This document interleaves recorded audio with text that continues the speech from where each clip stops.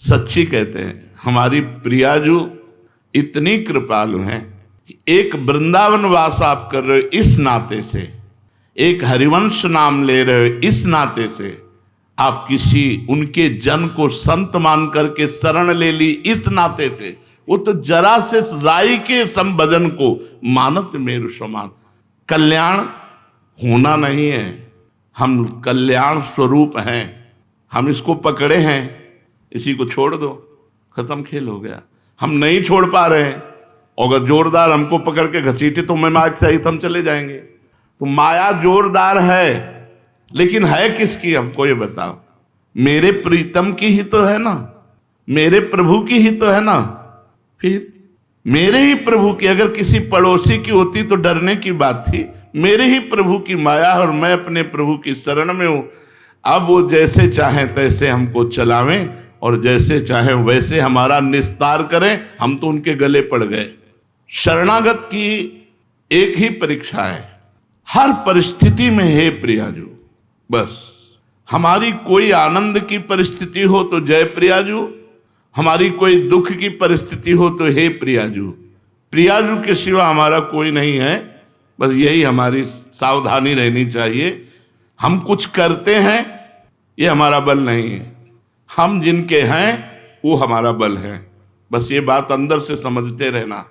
हम कुछ करते हैं करके प्राप्त करेंगे ऐसी हमारी आशा नहीं है।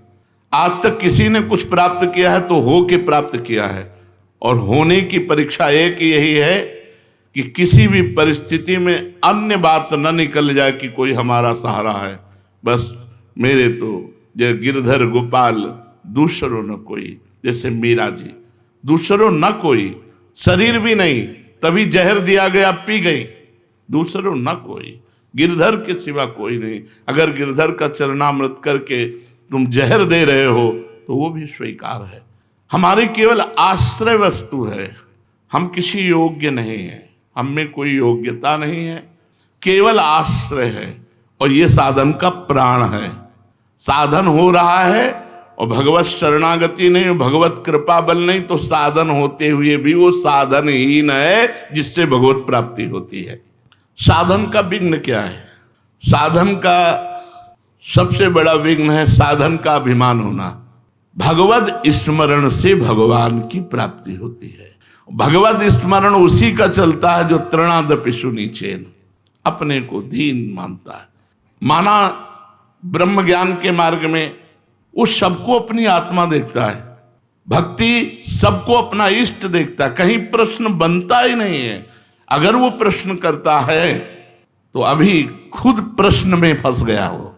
ज्ञानी की दृष्टि में सर्वम खलमिदम ब्रह्म, भक्ति की दृष्टि में वासुदेवा सर्वम, श्री राम में सब जग जानी। सबसे बड़ा साधन का विघ्न है साधन का अहंकार हो जाना। साधना का अहंकार इतना श्रेष्ठ बड़ा होता है, इतनी कड़ुई होती है, पूछो मत। वही सबसे बड़ा विघ्न है भगवत प्राप्ति में। दूसरा खान पान, यदि आपका खान पान सही नहीं है तो आपकी साधना नहीं बनेगी। तीसरा मंत्र नाम में संदेह, पता नहीं इस नाम से होगा कि नहीं होगा। कहते हैं नाम जप करो इस नाम से, तो पता नहीं इस मंत्र से होगा कि नहीं होगा। साधना में विघ्न, सद्गुरु का अभाव, जिसके जीवन में सद्गुरु नहीं उसकी साधना कभी सिद्ध नहीं हो सकती। सद्गुरु हैं उनका अपमान कर दिया, कभी साधना सिद्ध नहीं हो सकती। ये साधना का विघ्न है। नियमानुवर्तिता का अभाव, जो नियम दिया गया है उस नियम के अनुसार न चलना, अपनी प्रसिद्धि की चाह, कुतर्किक स्वभाव होना और भोगों की कामना और कुसंग में प्रियता, परदोष दर्शन, इतने साधना के विघ्न हैं। अगर इन विघ्नों से बचा जाए तो हमारी साधना आगे बढ़ेगी। तो साधना में सहायक क्या है? दैन्यता। सबसे पहली बात है दैन्यता। सबसे झुक के रहो। सब में भगवान देखोगे तो झुकना आ जाएगा। सब में झुको, सबको प्रणाम करो। साधन में साधन का अहंकार न होना, ये सबसे बड़ा सहायक है। आप जो साधन कर रहे हो उसका अहम नहीं होना चाहिए, दैन्य होना चाहिए। और सच्ची बात है, सही साधना होगी तो आपका हृदय दैन्य हो जाए, डरेगा कहीं कोई अपराध न बन जाए जो मेरा साधन रुक जाए। और हृदय एकदम इतना लुजलुजा हो जाएगा कि कोई आपको प्रणाम करेगा तो आपको संकोच लगेगा, आप नहीं समझते मैं अधम जीव हूं, मेरे पर क्यों ऐसा। वो तनिक भी लाख लोग मान बढ़ाई दे, वो अंदर रहेगा कि आप जानते नहीं हो इसलिए ऐसा, मैं बहुत अधम हूं। अंदर उसके यही रहेगा, असमय अधम सखा सुन, ये अंदर बैठ जाएगा, ये भगवान की कृपा से बैठ जाएगा। दूसरा सहायक, नियम के अनुसार अपनी दिनचर्या पूरी करना, टाइम बिल्कुल। ये साधक की गुणवत्ता है कि जैसे 4 बजे से वाणी पाठ, तो 4 बजने में 5 मिनट बकाया है, वो आ गया। 4 बजने के बाद जो दिनचर्या शुरू हुई, जब सब संपन्न हो गई, प्रणाम किया, ग्रीवा नीचे की, चल दिया।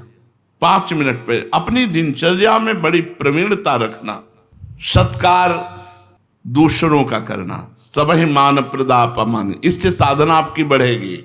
कुछ समय एकांतवास, सोने के अलावा, सोने में तो सब लोग एकांतवास करते हैं, सोने के अलावा, निद्रा के अलावा एकांतवास, जागृत अवस्था में शांत भाव से अपनी कुटिया में बैठ करके भजन करना, चाहे 2 घड़ी ही, 48 मिनट ही सही, पर एकांतवास जीवन में अत्यंत आवश्यक है। और रोज सत्संग, साधना में सहायक रोज सत्संग। रोज सत्संग का मतलब है जैसे रोज झाड़ू पोछा लगे तो देखो कितना आंगन स्वच्छ रहेगा, ऐसे हृदय रूपी आंगन रोज सत्संग सुनने से नवीन उत्साह भर जाता है, स्वच्छ होने लगता है, और केवल सत्संग सुनने से भगवत प्राप्ति हो जाएगी। भगवान ने कहा, व्रतांसि यज्ञ छंदांसि तीर्था नियमा यमा यथा वरुंधित सत्संगा सर्वसंगो पहो ही माम। मैं बड़े बड़े व्रत से, नियम से, तीर्थ यातन से, वेदाध्ययन से वश में नहीं होता, जैसा मैं सत्संग से वश में हो जाता हूं। सत्संग मात्र से भगवत प्राप्ति, बहुत से ऐसे इतिहास में उदाहरण है। तो सत्संग हमारी साधना का बहुत बड़ा अंग है, जो हमारी साधना को बढ़ाता है, जो हमारी साधना को पचाता है। जब हम सत्संग सुनते हैं तो हमें बढ़ के सुनने को मिलता है, तो हमारा अहंकार नष्ट हो जाता है। पापों से परहेज, पाप कर्म से ऐसे नहीं नहीं हमारी साधना नष्ट हो जाएगी, नहीं, पाप कर्म से पूर्ण परहेज, प्रभु पर दृढ़ विश्वास, ये साधना के सद्गुण हैं। क्या केवल साधन पर भरोसा करने से भगवत प्राप्ति हो जाएगी? नहीं, भगवान पर भरोसा करना, ये बात, यही चूक होती है। अपने साधन पर विश्वास होता है, भगवान पर विश्वास नहीं। जाकी कृपा लवलेश ते मतिमंद तुलसी दास हु, पायो परम विश्राम राम समान प्रभु नाही कहूं। हमारी भोरी प्रियाजू की कृपा से हमारा परम मंगल, परम कल्याण, परम पोषण हो रहा है। अब हम लोगों को कोई कल्याण की चिंता है क्या? पक्का विश्वास करो, हम श्री जी से बिल्कुल हृदय की बात कहते हैं। केवल आश्रय हो और अपना प्रयत्न असाधनों से बचने का हो, बस भगवत प्राप्ति हो जाएगी। भरोसा लाडली जू का हो, ध्यान रखना, भरोसा दृढ़ है कि बस मेरी लाडली जू, मेरी प्रिया जू, और बचो असाधनों से, पाप कर्म से बचो, प्रपंच से बचो, और जितना बने राधा नाम करो, वृंदावन में बैठे हो, निश्चित भगवत प्राप्ति। यार भगवत प्राप्ति कोई बहुत बड़ी बात है क्या? कभी तुम फंसे ही नहीं, जो जड़ चेतन ग्रंथि है कभी लगी ही नहीं। मोक्ष भी एक, क्योंकि कभी बंधन हुआ ही नहीं। ये कब जाने? जब कृपा हुई, तब कृपा से समझ में आया। तो बिल्कुल निश्चिंत रहो, शरणागति का पूर्ण भाव रखो, अपने में मान की इच्छा ना रहे, दूसरों को मान दो, और बिल्कुल शांत एकदम भोले बन करके रहो। हर जगह हार जाना सीखो। हार गए ना तो हरी मिलेंगे, और जीत गए ना तो जमपुर मिलेगा। जीते थे जमपुर और हारे से हरिलाम। बस हमारी बात मान लो, विश्वास करके बस अंदर बैठा लो कि हमसे तो कुछ होना नहीं, हमारी प्रियाजू की कृपा से ही हमारा कल्याण होगा। और होने में कमी नहीं रखना। जितनी जान हम में है, हम खूब राधा राधा जप रहे हैं, बुरे आचरणों से बचने की चेष्टा कर रहे हैं, फिसल जाएंगे तो गंदे होके फिर आपकी तरफ दौड़ेंगे, दिशा नहीं बदलेगी। अगर हम कीचड़ में गिरते हैं तो सने हुए आपकी तरफ भागेंगे, और अगर आपकी कृपा दृष्टि हो जाए तो कीचड़ वाला मार्ग ही नहीं मिलेगा हमें। पर अगर छोड़ दोगी तो हम कीचड़ में सने हुए भी आपकी तरफ ही भागेंगे, दूसरी जगह नहीं भागेंगे। आपका ही आश्रय है, आपका ही भरोसा है। यही है सार बात, हमारी बात समझ लो। हम बहुत साधन और सब दुनिया का खूब मेला देख के बात कर रहे हैं। खूब प्रसन्न रहो, भरोसे पे आनंदित रहो। ऐसे संतों से और ऐसे साधकों से बचो जो साधना अभिमानी है। परीक्षित जी से श्री सुखदेव जी कहते हैं, परीक्षित ये वो श्री कृष्ण हैं जिनके एक कृपा कटाक्ष से, एक संकल्प से सारे विश्व का परम मंगल हो जाए। और ये वो श्री किशोरी जी है जिनके कृपा कटाक्ष की याचना स्वयं श्री कृष्ण करते हैं। मांगत लाल लाड़िलो नागर प्रगट भई, दिन दिन की चोरी दान दैरी, नवल की सी लाडली लाल की।